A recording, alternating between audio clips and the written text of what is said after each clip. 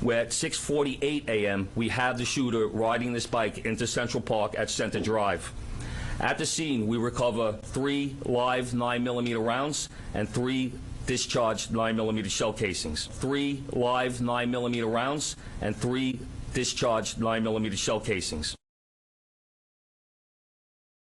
3 live 9mm rounds and 3 discharged 9mm shell casings. 3 and 3, 3 and 3, 3 and 3, 3 and 3.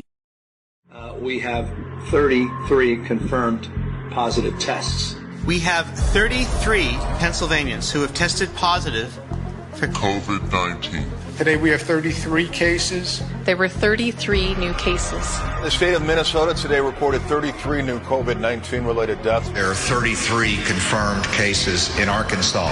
That's the largest single-day increase so far, raising the total to 33. 33. There were 33 confirmed cases in North Carolina. 33. There was 33 everywhere. Yes. I think that was Red Team Go. I think 33 is like Red Team Go. Everybody goes, okay, let's do it. It's time. Yeah, 100%. Dude, there's like literally 1,000 33s and 33 new cases. 33 people died in fucking Hong Kong.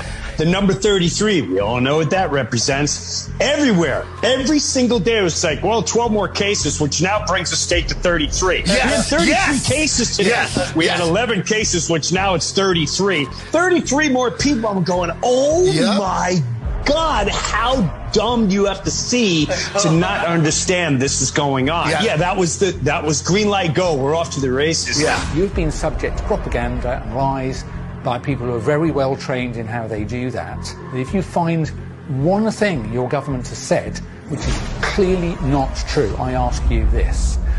Why would you believe anything else they've told you? 3 and 3. Some new information we're getting this morning as well, Willie. This individual who the NYPD believes is obviously responsible for the shooting apparently left behind some writings on the shell casings that police found at the scene. The senior law enforcement official here in New York City was briefed on the investigation, says the messages on the casings were, quote, defend, deny, and depose. So 3 separate writings written on shell casings.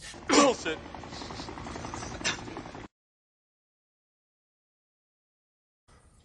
So I'm just looking at a couple of things. First of all, I want to ask you about New York City and CCTV across New York City, specifically Central Park. We know in London there are cameras all over the place. In London there are cameras all over the place.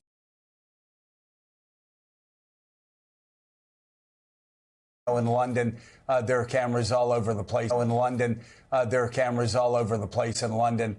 And I just wanted to ask you about New York City, how it compares, but also defend, deny, depose on the casings. Certainly, that sounds like somebody who, again, we don't want to jump too far in conclusions, but that may line up with what his wife said yesterday, that perhaps it was threats pertaining to somebody who was denied coverage.